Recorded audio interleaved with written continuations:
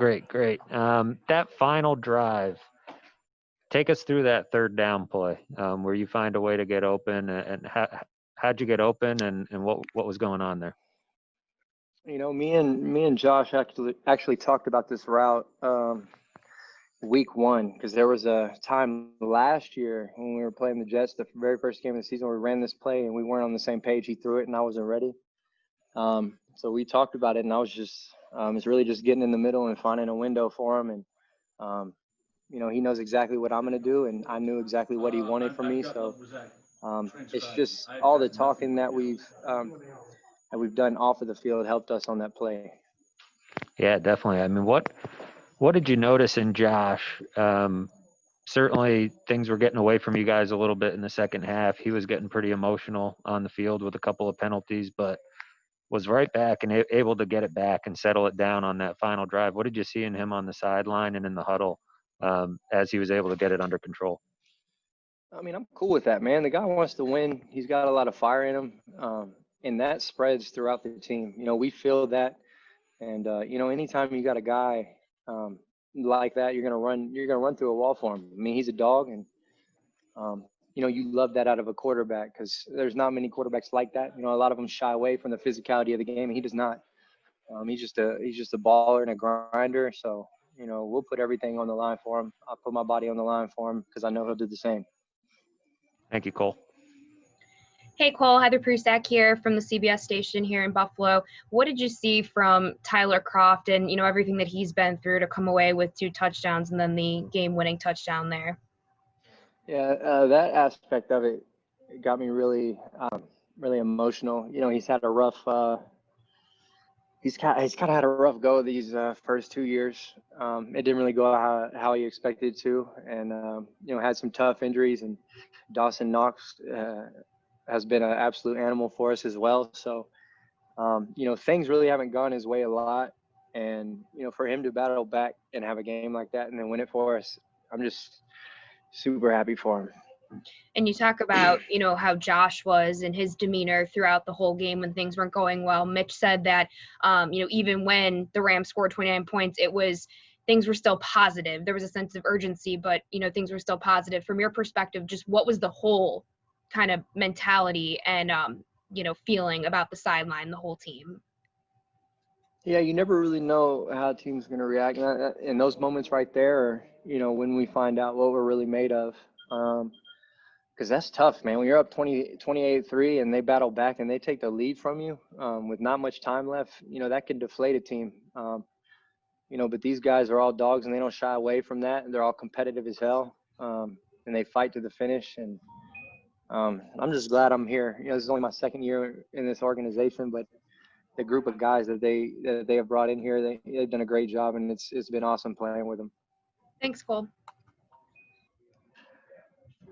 Cole Beasley, Mookie Hawkins, Waffle Sports 1080. Great job today out there. Now it seems like that first half, the offensive line did an absolutely phenomenal job keeping Josh clean. I mean, I didn't know where Aaron Donald was that first half, but he was able to get loose. So kind of talk about what did they do different as far as coverage in you guys. It seemed like they was coming with like 3-man pressures and sending 8 back in coverage, but you was able to find some holes. So kind of talk about the adjustments that you had to make getting open. Well, and really we did a good job running the ball. I probably had like 5 or 6 snaps in the first half. So we were doing such a good job running the ball, and I really didn't play that much. So it was, it's hard to get a feel of the game. But the second half, I feel like they started pressuring a little bit more and disguising some things and making it a little tougher.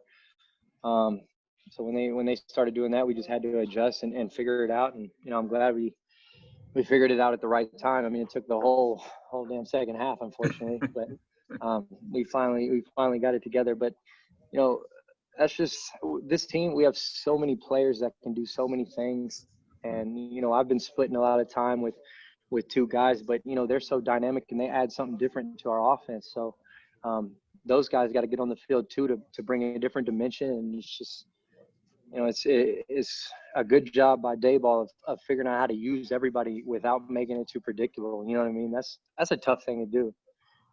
This is like my fifth coordinator I've played for, and he's done it better than anybody I've ever played for. So I'm just happy that I'm here and I get to be with a guy like that. Got to talk about, that offense once again.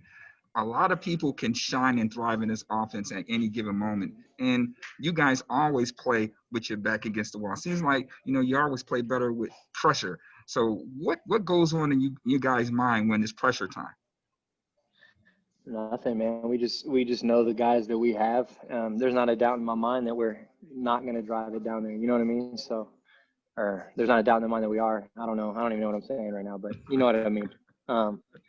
With those guys in the huddle, I know we're going to go down there and score, or at least have an opportunity to. So, it's just that belief, and that comes with reps and just knowing your teammates. And we spend a lot of time together. We know the type of guys that we have. So, it makes it easy for guys to play free. You can just do your job because everybody else is going to do theirs. Appreciate the time, Sauce. Yep.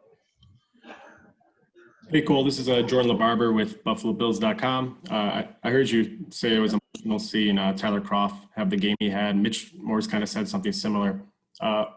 What about Tyler endears him to the team so much, do you think? He's just a good dude, really. And then, we spend so much time off the field together, and he hasn't really had a chance to really be on the field that much. You know what I mean? And he was a guy that they invested money in, and came in with me as well. And I know his expectations were through the roof for what it was going to be like. And then I know what that's like. I've experienced that in Dallas a little bit of, having a big year and then expecting something the next year. When it doesn't go that way, it really kills you, man. It really does. And I don't think people really understand the mental aspect of this game and the toll it takes at times. But just the way he's battled back and stayed with it, it'd have been easy for him to just go in the tank and say this just ain't it. You know what I mean? And he didn't do that. He's battled back, and then he made a lot of freaking plays for us today. And even the one they called the interception on, man, he went up and got that thing. I don't know what happened on that, but it just says a lot about who he is as a person. I love the dude to death. Appreciate it, Cole. Okay, Cole, it's Mark Gaughan here from the Buffalo News. Excuse me, my mask is all over the place here. You already talked about the 3rd and 22 play, just about a couple quick questions about a couple other plays. 3 plays later, you caught like a 20-yard pass. I think it was up the seam. What do you remember about that one? It was like a rifle from Josh. I don't know which one you're talking about. Yeah, it was like after the 3rd and 20. I think it was like from a the left route. slot. It was like against zone. Yeah, it was an option route. Yeah, it was an option route, and we've worked on that as a new ad this offseason, and we worked on it a lot, and I'm glad we finally hit one. And and then he knew exactly what I was going to do. He put it right where he needed to, and then when he puts it in there right on the money, it allows me to get yards for him after the catch, and it makes my job a lot easier. So he did a heck of a job knowing what I was doing. And then in the first half, you caught that one down the sideline to the 4-yard line. That was was that against cover 2, like the turkey hole there, or?